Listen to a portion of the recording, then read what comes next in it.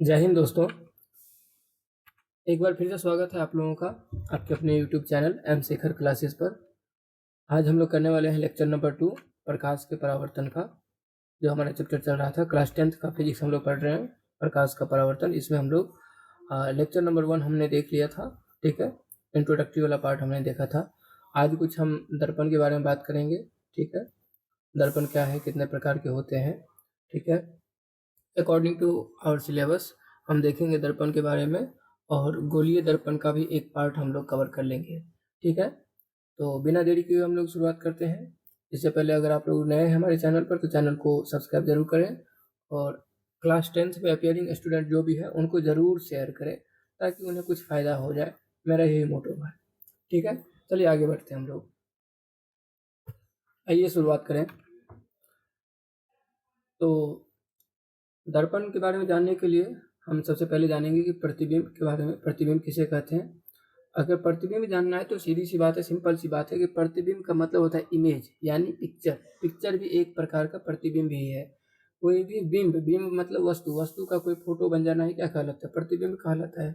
इसी को अगर हम किताब के डेफिनेशन के लैंग्वेज में देखें तो क्या कहता है? किसी प्रकाश स्रोत से आ रही प्रकाश की किरणें परावर्तन या अपवर्तन के बाद जिस बिंदु पर मिलती है, मिलती हुई प्रतीत होती है, तो उस बिंदु को हम क्या कहते हैं? उस वस्तु का प्रतिबिंब कहते हैं, ठीक है। प्रतिबिंब के बारे में बात करें तो यह वास्तविक भी हो सकता है, काल्पनिक भी हो सकता है, ठीक है। अगर हम बात करें तो देखिए, जैसे कि यहाँ ये मैडम क्या कर रही है? आईने में अपना शक्ल देख रही है, आईने में अपना चेहरा देख रही है। तो ये इन आईना में जो इनका छवि बन रहा है ये एक प्रकार का प्रतिबिंब ही तो है, ठीक है। चलिए आगे बढ़ते हैं, बात करते हैं वास्तविक प्रतिबिंब के बारे में। तो वास्तविक प्रतिबिंब क्या होता है? किसी प्रकाश स्रोत से आ रही प्रकाश की किरणें परावर्तन के बाद जिस बिंदु पर मिलती है, उस बिंदु को उस वस्तु का वास्तविक प्रतिबिंब कहते हैं। जिस बिंदु पर मिलती है मतलब कि वास्तव में मिलती है, ठीक है। और अगर वास्तव में मिलती है तो हम इसे पर्दे पर प्राप्त कर सकते हैं, ठीक है। जैसे कि यहाँ पर देखिए, यहाँ पर हमने एक ऑब्जेक्ट लिया है, ये जो आप एरो का निशान देख रहे हैं, हमने एक ऑब्जेक्ट लिया है और यहाँ से किरणें तो कई सारी निकलेंगी। ये हमने एक दर्पण का टुकड़ा लिया है, आगे समझेंगे कि ये कौन सा दर्पण है। ये एक दर्पण है, ठीक है। यहाँ से हमने दो क्या किया है? आपतित किरण गुजारा है, आने वाली किरण को गुजारा है। एक मुख अक्ष के समांतर और दूसरा क्या है? दूसरा क्या है कि ये दूसरा किरण है। दोनों एक दूसरे को कहीं ना कहीं एक जगह पर प्रतिच्छेद कर काट रही है। तो एक जगह पर काटने के बाद जहाँ पर इसका फोटो बन रहा है वही क्या कहलाएगा? इसका वास्तविक प्रतिबिंब। तो वास्तविक प्रतिबिंब में क्या होगा? दोनों रेखा एक दूसरे को कहीं ना कहीं क्या करेगा? काटेगा, ठीक है। आगे बढ़ते हैं। यहाँ पर देखिए सेम एग्जाम्पल यहाँ पर भी है, ठीक है। यहाँ पर एक पेड़ का डायग्राम लेकर के समझाया गया है। आगे बढ़ते हैं हम लोग। आगे बढ़ने के क्रम में हम देखते हैं काल्पनिक प्रतिबिंब। काल्पनिक प्रतिबिंब में क्या होता है? वास्तविक में क्या होता था कि दोनों प्रकाश की किरणें, ये जो दो प्रकाश की किरणें आ रही थी, एक फोकस पर कट रही थी और दूसरा ये इसको यहाँ पर काट रही थी। तो दोनों प्रकाश की किरणें एक दूसरे को कहीं ना कहीं वास्तव में काट रही है, ठीक है। जबकि काल्पनिक प्रतिबिंब में ऐसा नहीं होता है। काल्पनिक प्रतिबिंब क्या करता है? काल्पनिक प्रतिबिंब वास्तव में नहीं काट पाता है, ठीक है। काल्पनिक प्रतिबिंब क्या करता है? जिसे कहते हैं किसी प्रकाश स्रोत से आ रही प्रकाश की किरणें परावर्तन या अपवर्तन के बाद जिस बिंदु पर मिलती है या मिलती हुई प्रतीत होती है, उस बिंदु को इस वस्तु का क्या कहते हैं? काल्पनिक प्रतिबिंब कहते हैं। इसके बारे में एक इम्पॉर्टेंट बात कि इसे हम पर्दे पर प्राप्त नहीं कर सकते हैं, ठीक है। चलिए आगे बढ़ते हैं।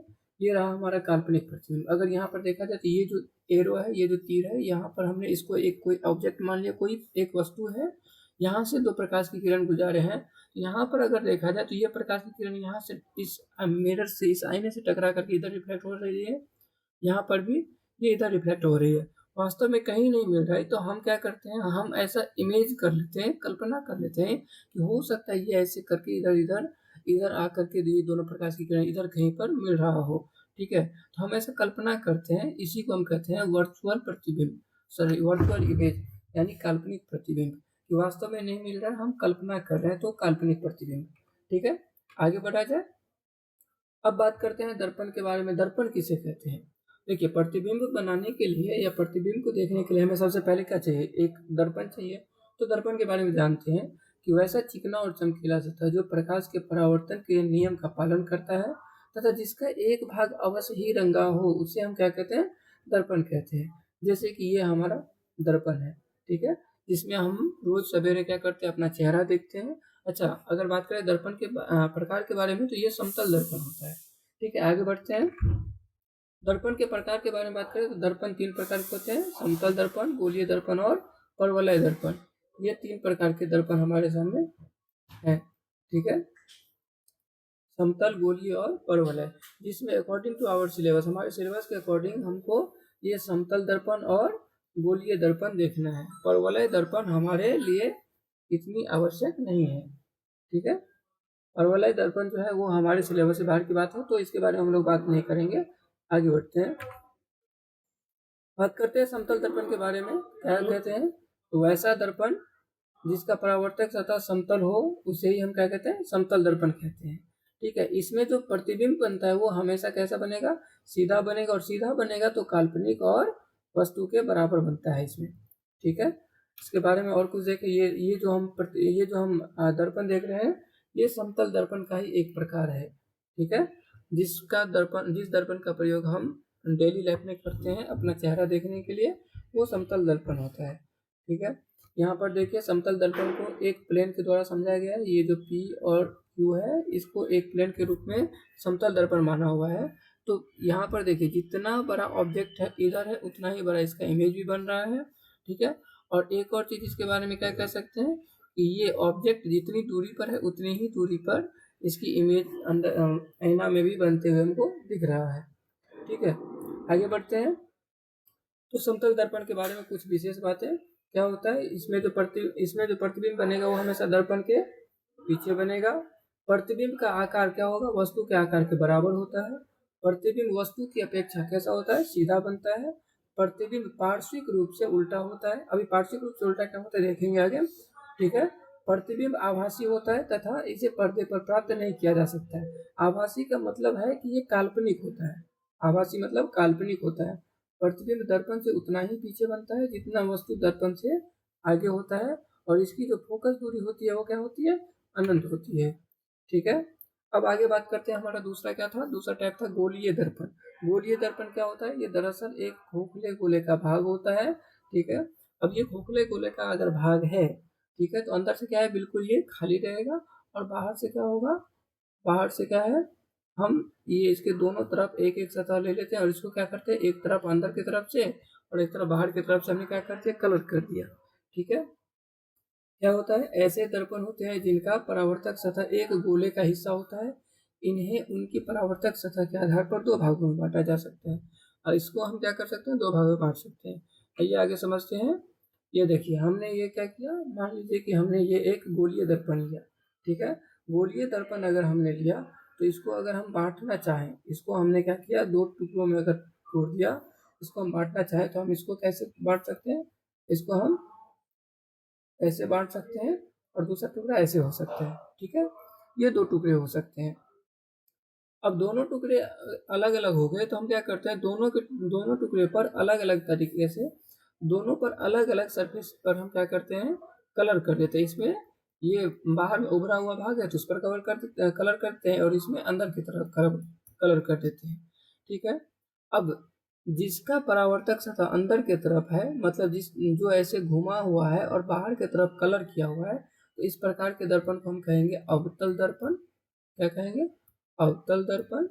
ठीक है, और जिसका परावर्तक सतह क्या है, उभरा हुआ है तो उत्तल दर्पण। क्या कहेंगे, उत्तल दर्पण। ठीक है, अगर देखना चाहें आप इसका डायग्राम तो ये देखिए, ये अंदर की ओर धंसा हुआ है, ये अंदर की ओर धंसा हुआ है। ठीक है, और ये देखिए ये बाहर की तरफ इसमें क्या किया हुआ है, कलर किया हुआ है। ठीक है, ये कौन सा दर्पण हो गया, अवतल दर्पण। और ये कौन सा है, ये देखिए ये ऐसे धंसा हुआ है, और ये उत्तल दर्पण है। उत्तल दर्पण क्या होगा, उभरा हुआ भाग रहेगा, और इसमें हम इस तरफ से, अंदर की तरफ से जो गड्ढा वाला भाग है उस उधर से हम क्या करेंगे, उस पर कलर करेंगे। ठीक है, आइए बात करते हैं हम लोग आगे, बात करते हैं गोलीय दर्पण के बारे में। तो सबसे पहले हम एक ये चीज जान लेते हैं, गोलीय दर्पण एक प्रकार का खोखला गोला होता है। अगर कोई गोला है तो बीच में उसका क्या होगा, केंद्र होगा। तो गोला का जो केंद्र होता है उसी को हम कहते हैं दर्पण में क्या कहेंगे, इस केंद्र को हम वक्रता केंद्र कहेंगे। क्या कहेंगे? वक्रता केंद्र। ठीक है। अब देखिए हमने क्या कहा था कि इधर से हम दर्पण मान लेते हैं और इधर से भी हम दर्पण मान लेते हैं। जब इसको दो टुकड़े में तोड़ेंगे तो ये अलग अलग दर्पण बन जाएगा। इस दर्पण के बीच में हम कहीं पर मध्य में एक बिंदु दे देते हैं जिसको हम कहते हैं ध्रुव। क्या कहते हैं? ध्रुव, यानी कि पोल। पोल को पी के द्वारा रिप्रेजेंट करते हैं, हिंदी में क्या लिखेंगे? ध्रुव। ठीक है। उसके बाद बात करते हैं यहाँ से ये जो वक्रता केंद्र है, वक्रता केंद्र से ये ध्रुव को मिलाने वाली रेखा को हम क्या कहते हैं? वक्रता त्रिज्या। क्या कहेंगे? वक्रता त्रिज्या। ठीक है। आगे बढ़ा जाए तो अब एक एक चीज को हम स्टेटमेंट में देख लेते हैं। ध्रुव किसे कहते हैं? गोलीय दर्पण के मध्य बिंदु को हम क्या कहते हैं? दर्पण का ध्रुव कहते हैं। ठीक है। दूसरा क्या है? वक्रता केंद्र। वक्रता केंद्र किसे कहेंगे? गोलीय दर्पण जिस गोले का भाग होता है उस गोले के केंद्र को हम दर्पण का वक्रता केंद्र कहते हैं। वक्रता त्रिज्या क्या होता है? गोलीय दर्पण जिस गोले का भाग होता है उसकी त्रिज्या को हम क्या कहते हैं? वक्रता त्रिज्या कहते हैं। अब आते हैं बारी प्रधान अक्ष के बारे में। क्या होता है प्रधान अक्ष? गोलीय दर्पण के ध्रुव से वक्रता केंद्र को मिलाने वाली सरल रेखा को हम क्या कहते हैं? दर्पण का प्रधान या मुख्य अक्ष कहते हैं। ठीक है। आगे बात करते हैं। अब हम एक एक करके हमने क्या देखा कि जो गोलीय दर्पण है, गोलीय दर्पण के कितने भाग थे? हमने उसको दो पार्ट में तोड़ा, तो एक बन गया उत्तल और एक बन गया अवतल। तो पहले हम लोग अवतल दर्पण के बारे में बात कर लेते हैं। अवतल दर्पण क्या होता है? जिसका पृष्ठ क्या है? अंदर की ओर अर्थात गोले के केंद्र की ओर वक्रित है, उसे हम क्या कहते हैं? अवतल दर्पण। अंदर की, जिसका परावर्तक सतह क्या है? ऐसे अंदर की ओर झुका हुआ हो और बाहर की तरफ से इस पर कलर किया हुआ हो, इसी को हम क्या कहेंगे? अवतल दर्पण कहेंगे। ठीक है। अवतल दर्पण के बारे में और अगर कुछ बात करना चाहें तो इसका हम किरण आरेख देखते हैं कि इसमें प्रतिबिंब कैसे बनता है। क्या कह रहा है कि यदि कोई किरण अवतल दर्पण के मुख्य अक्ष के समांतर दर्पण पर आपतित होती है तो परावर्तन के बाद फोकस से होकर गुजरती है। चलिए इस बात को समझने के लिए सबसे पहले हमको क्या चाहिए? एक अवतल दर्पण चाहिए। हमने एक अवतल दर्पण बना लिया। ठीक है। और ये जो रेखा हम खींच रहे हैं यहाँ पर क्या है? पी, यानी कि पोल, ध्रुव। इस रेखा को हम क्या कहते हैं? प्रधान अक्ष। क्या कहते हैं? प्रधान अक्ष। प्रधान अक्ष। इसी को हम मुख्य अक्ष भी बोलते हैं।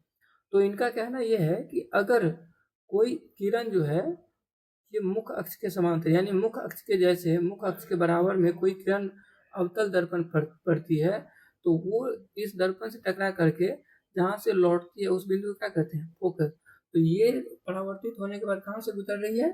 फोकस बिंदु से। ठीक है। अब एक बात याद रखिए, इधर कहीं पर इसका वक्रता केंद्र है और इधर कहीं पर पोल है, तो फोकस कहाँ पर है? वक्रता केंद्र और फोकस के बीच में। ठीक है। इसी चीज को हम बुक में देखते हैं कि बुक में कैसा डायग्राम दिया हुआ है। तो आइए देखिए, ये हमारा क्या होगा? ये हमारा अवतल दर्पण है। ठीक है। ये हमारा अवतल दर्पण हो गया। ठीक है। और ये अवतल दर्पण का ध्रुव है। यहाँ पर ये जो पॉइंट बनाया हुआ है ये अवतल दर्पण का क्या हो गया? वक्रता केंद्र हो गया। अब ये देखिए, और ये जो है ये क्या है? प्रधान अक्ष। क्या है? प्रधान अक्ष। ठीक है। अब देखिए, ये एक प्रकाश की किरण यहाँ पर आ रही है जो किसके समांतर आ रही है? ये प्रधान अक्ष है, तो प्रधान अक्ष के समांतर, प्रधान अक्ष के पैरेलल में आ रही है। ये क्या कर रही है? ये अवतल दर्पण से टकरा करके ऐसे रिटर्न हो रही है, रिफ्लेक्ट हो रही है। ये जिस बिंदु से गुजर रही है उस बिंदु को क्या नाम देते हैं? फोकस। ठीक है। आगे बढ़ा जाए।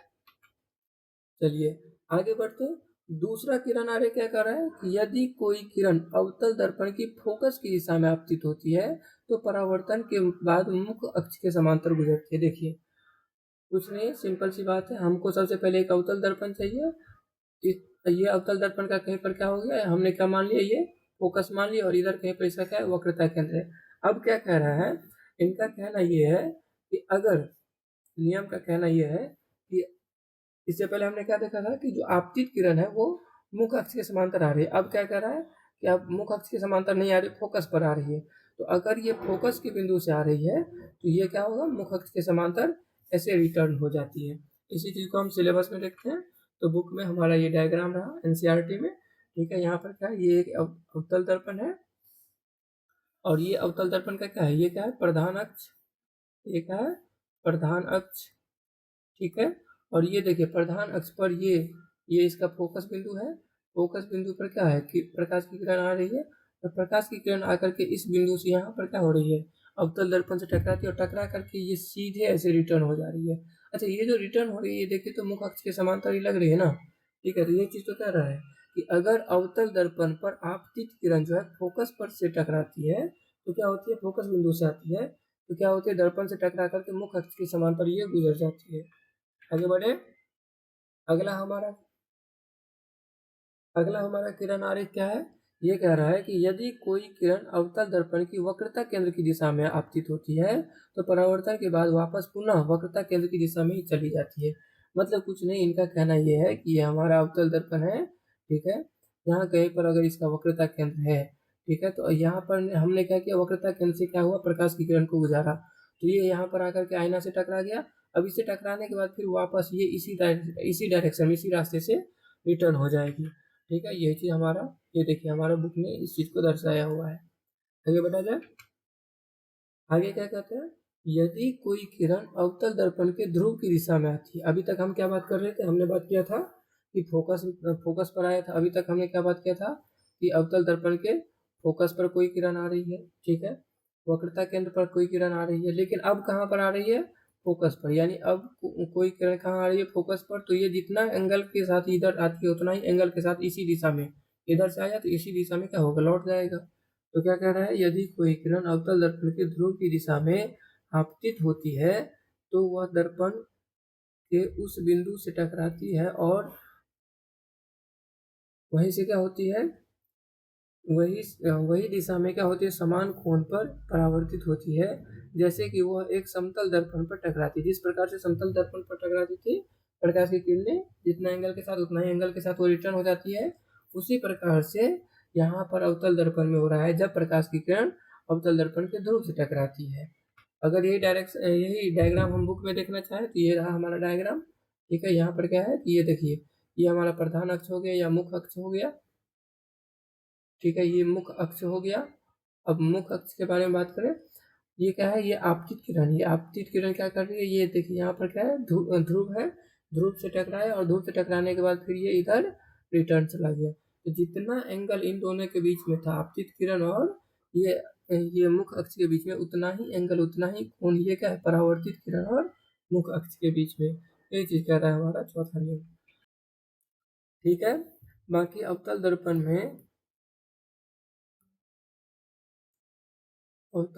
में बाकी चीज जो है, प्रतिबिंब की स्थिति, प्रतिबिंब की स्थिति जो है वो हम लोग अगले लेक्चर में देखेंगे, लेक्चर नंबर 3 में देखेंगे। तब तक के लिए थैंक यू, बाय।